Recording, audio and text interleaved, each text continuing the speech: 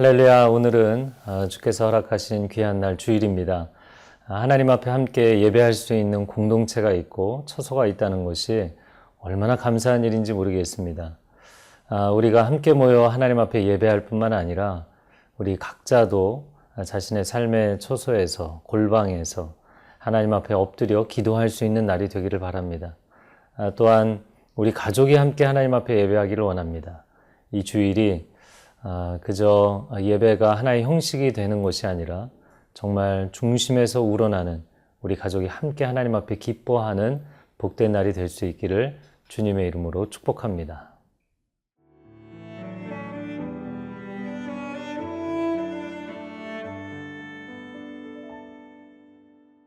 역대하 11장 13절에서 23절 말씀입니다. 온 이스라엘의 제사장들과 레위 사람들이 그들의 모든 지방에서부터 르호보암에게 돌아오되 레위 사람들이 자기들의 마을들과 산업을 떠나 유다와 예루살렘에 이르렀으니 이는 여로보암과 그의 아들들이 그들을 해임하여 여호와께 제사장의 직분을 행하지 못하게 하고 여로보암이 여러 산당과 순념소 우상과 자기가 만든 송아지 우상을 위하여 친히 제사장들을 세움이라. 이스라엘 모든 지파 중에 마음을 굳게 하여 이스라엘의 하나님 여호와를 찾는 자들이 레위 사람들을 따라 예루살렘에 이르러 그들의 조상들의 하나님 여호와께 제사하고자 한지라. 그러므로 3년 동안 유다 나라를 도와 솔로몬의 아들 르호보암을 강성하게 하였으니 이는 무리가 3년 동안을 다윗과 솔로몬의 길로 행하였음이더라. 르호보암이 다윗의 아들 여리못의 딸 마할랏을 아내로 삼았으니 마할랏은 이새의 아들 엘리압의 딸 아비하일의 소생이라. 그가 아들들 곧 여우스와 스마랴와 사함을 낳았으며 그 후에 압살롬의 딸 마아가에게 장가들었더니 그가 아비야와 아떼와 시사와 슬로밋을 낳았더라.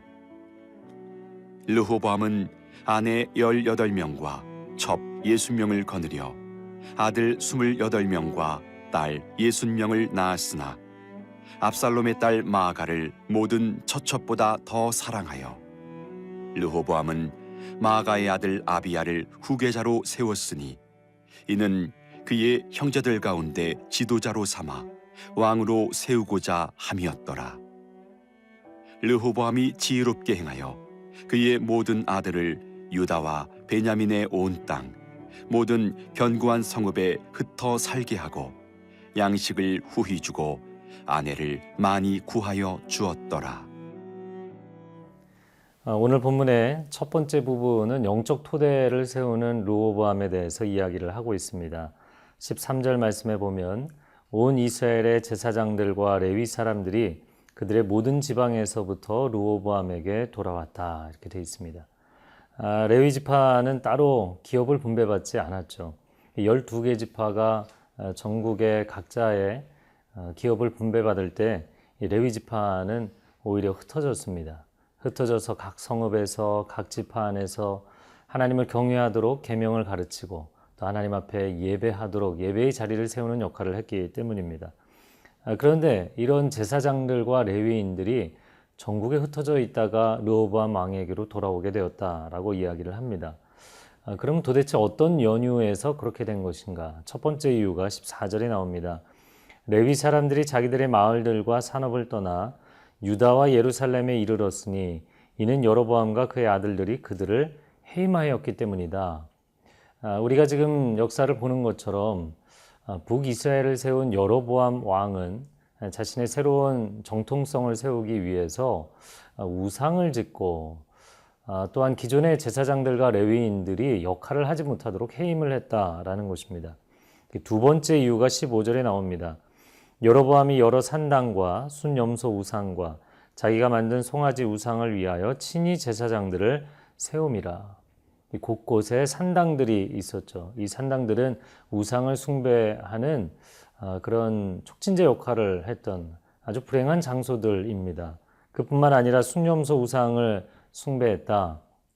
이 순념소 우상은 애굽의 신인 판을 본받아서 만든 것으로 보입니다. 그리고 이어지는 송아지 우상, 베델과 단. 원래 이스라엘을 이야기할 때 지리적으로 보면 단에서 부엘세바, 북쪽 끝에 단, 남쪽 끝에 부엘세바. 단에서 부엘세바 하면 백도에서 할라까지 그런 의미가 되는 것이죠. 그런데 남유다와 북이스라엘이 경계가 나눠지면서 남쪽 끝이 부엘세바가 아닌 베델이 된 것입니다. 그래서 단과 베델 두 곳에 송아지 우상을 세웠던 것입니다. 다시 말하자면 여로보암 왕은 북이스라엘을 여호와 하나님을 경외하는 신앙으로 덮은 것이 아니라 우상으로 북쪽부터 남쪽까지 덮어버린 것입니다. 이것이 하나님 보시기에 얼마나 악한 일이겠습니까? 그런데 그는 이러한 일들을 단행한 이유가 자신만의 새로운 정권의 새로운 정통성을 세우기 위한 것이었죠. 자, 그러나 남유다 왕국의 르호보암 왕에게 하나님은 전쟁을 하라고 말씀하지 않으십니다. 그가 오히려 하나님 앞에 중심을 지키고 예배하는 삶을 살게 되죠. 16절 말씀입니다. 이스라엘 모든 지파 중에 마음을 굳게 하여 이스라엘의 하나님 여호와를 찾는 자들이 레위 사람들을 따라 예루살렘에 이르러 그들의 조상들의 하나님 여호와께 제사하고자 한지라. 북이스라엘은 우상 숭배로 넘어갔지만 남유다는 예루살렘 성전을 중심으로 하여서 여전히 하나님 앞에 온전한 예배를 드리고 있었던 것이죠. 북이스라엘이 10개 지파를 가지고 왔습니다. 훨씬 강력한 힘을 가지고 있죠. 또한 규모도 크고 영토도 넓습니다. 또한 그들은 새로운 정통성을 세우겠다고 뭔가 새로운 일들을, 혁신적인 일들을 시도하고 있는 것이죠. 그러면 남유다에서 르호보암 왕은 마음이 급해지지 않겠습니까? 나도 뭔가를 해야 되지 않는가? 아니면 저들과 나가서 싸워야 되지 않는가? 그런데 하나님은 그렇게 하라고 말씀하지 않으십니다. 하나님의 사람들이 인생을 살아갈 때 어떻게 살아야 하는가? 이 시대의 흐름을, 시류를 쫓아가는 것도 아니고, 그렇다고 해서 나만의 세력을 형성하거나 저들과 싸움을 붙는 것도 아닙니다. 오히려 하나님을 경외하는 삶, 그 일관된 삶을 지속하면 하나님께서 하나님의 사람들을 보내주실 것입니다. 지금 르호보암 왕에게 레위인들이 찾아왔다는 것은 남유다 왕국에 있는 사람들만이 아닙니다. 저 북쪽에 있는 10개 지파의 그 땅에 있던 레위인들과 제사장들도 르호보암에게 찾아왔다는 이야기를 하는 것이죠. 당신이 하나님의 사람이 되면 하나님의 사람들이 모이게 될 것입니다. 당신이 전심으로 하나님을 예배하는 예배자가 되면 예배자들을 보내주실 것입니다. 당신이 골방에서 하나님 앞에 엎드려 기도하면 그 간절한 중보기도자가 되면 하나님께서 기도자들을 보내주실 것입니다. 엘리야가 하나님의 산 호렙에서 하나님 앞에 하소연하기를 이제 나만 남았습니다. 그때 하나님 뭐라고 말씀하시나요? 그렇지 않다. 바알에게 무릎 꿇지 않은 입맞추지 아니한 7천인을 내가 남겨두었다. 여러분, 오늘 함께 하나님 앞에 우리가 공동체로 예배하는 주일입니다. 개인적으로 신앙생활하는 것도 물론 좋습니다. 또 여러분이 방송을 통해서 주일 예배를 드리거나 너무나 육신이 연약하기 때문에 어쩔 수 없이 골방에서 홀로 예배하시는 분들도 있습니다. 그러나 하나님은 우리를 예배하는 공동체로 부르셨다는 것을 잊지 마시기 바랍니다. 우리가 함께 모여 예배할 때 하나님 기뻐하십니다. 예배의 자리를 세우고 예배하는 공동체, 예배하는 민족으로 세워져 갈 때 하나님의 놀라운 역사를 보게 될 것입니다.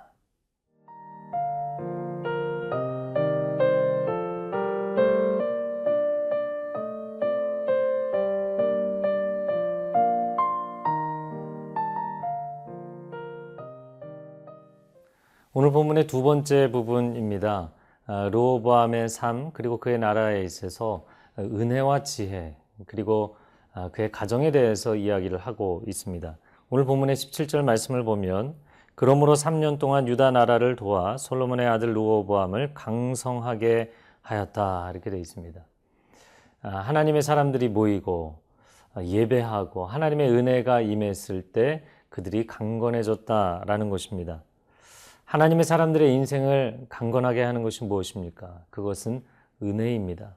은혜는 매우 부드러운 것이지만 하나님의 사람들을 강건케 합니다. 내면을 강건케 하고 삶을 강건케 하고 공동체를 강건케 하는 능력이 되는 것이죠. 이것이 놀라운 신비이고 역설입니다. 세상 사람들은 내가 물질을 가져야만, 지위를 가져야만, 권력을 가져야만 강해진다고 생각합니다. 그러나 세상의 이러한 자랑들은 사람을 강건하게 하는 것이 아니라 강팍하게 합니다. 그리고 내면이 강팍해지고 관계가 팍팍해지고 인생의 모든 것들이 힘으로 밀어붙이게 되면 결국에는 균열이 일어나고 깨어지고 무너지는 일들이 일어납니다. 오늘 하나님 앞에 예배하는 이 주일 은혜로 여러분의 심령이 강건해지고 여러분의 삶의 자리 공동체가 강건해지기를 축복합니다. 자, 르호보암의 가정을 보면 18절 말씀에 르호보암이 다윗의 아들 여리못의 딸 마할랏을 아내로 삼았다. 그래서 자녀들을 낳았다 이야기합니다. 첫 번째 아내는 다윗 가문의 마할랏이었고 두 번째 아내는 20절에 나옵니다. 그 후에 압살롬의 딸 마아가에게 장가들었더니 이야기합니다. 그래서 압살롬의 딸 마아가와 두 번째 결혼을 하게 되고 자녀들을 낳은 이야기를 합니다. 21절 말씀에 르호보암은 아내 18명과 첩 60명을 거느려 아들 28명과 딸 60명을 낳았으나 압살롬의 딸 마아가를 가장 사랑했다 이렇게 되어 있습니다. 18명의 아내 그리고 첩이 60명이나 되는 굉장히 대가족입니다. 그 중에서도 가장 미인이었을 것으로 추정이 되는 압살롬은 정말 그 시대를 대표하는 미남이었죠. 그 압살롬의 딸 마아가를 가장 사랑해서 그 아들을 왕으로 세우는 이야기가 22절에 나옵니다. 그리고 마지막 23절 말씀을 보면 르호보암이 지혜롭게 행하여 그의 모든 아들을 유다와 베냐민의 온 땅 모든 견고한 성읍에 흩어 살게 하고 양식을 후히 주고 아내를 많이 구하여 주었더라 이렇게 말씀을 합니다. 아비야가 대가족을 이끌면서 딱 한 사람 아비야에게 왕위를 주었기 때문에 이 르호보암은 자기 아들 아비야 외에 다른 59명의 아들들은 다른 성읍들에 흩어서 살게 했다라는 것이죠. 자, 그런데 23절의 표현이 참 재미있습니다. 이것을 지혜롭게 행했다라고 이야기합니다. 자, 오늘 본문의 말씀 가운데 하나님의 은혜, 예배의 은혜가 임했을 때 우리 영혼이 강건해진다. 그런데 여기서 보면 그러면 지혜에 대해서 또 코멘트를 하고 있는데요. 이 지혜는 하늘로부터 임하는 지혜가 아니라 인간적인 지혜입니다. 세상적인 지혜로 놓고 보면 굉장히 처신을 잘 한 것이죠. 고대에는 왕위 다툼이 서열 다툼이 아주 치열했기 때문입니다. 분쟁을 사전에 예방한 것은 상당히 지혜롭고 정치적인 결정이었습니다. 그러나 보십시오. 이 가정이 정말 예배하는 예배자의 가정인가? 물질로 채워주고 일부 다처를 이루게 해서 세상적인 만족으로 불만을 잠재웠다라고 이야기하는 것입니다. 우리가 하나님 앞에 함께 모여 주일 예배를 드릴지라도 우리 자녀들이 함께 이 주일에 하나님 앞에 예배할지라도 정말 우리 가정이 뼛속 깊이 경건한 가정인가? 이것은 다른 문제라는 것이죠. 오늘 교회에서 공예배를 드릴 뿐만 아니라 가정에서 가정의 예배를 드리고 함께 자녀들과 경건한 공동체를 이루는 축복이 있기를 바랍니다.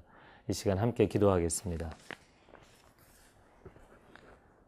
사랑하는 주님, 이 시대가 참으로 혼탁하고 어둡고 너무나 세속적입니다. 하나님, 우리가 공예배를 드릴 때 하나님의 은혜로 충만해질 뿐만 아니라 우리 가정이 경건하게 하나님 앞에 예배하는 공동체가 되게 하여 주옵소서. 물질과 지위와 세상의 자랑이 우리에게 유익이 된다고 고백하는 것이 아니라 하나님을 경외하는 가정을 세울 때 하나님이 친히 지키시고 우리 자녀들의 인생을 복되게 하신다는 믿음의 고백과 선포가 있는 가정 되게 하여 주옵소서. 예수 그리스도의 이름으로 기도합니다. 아멘.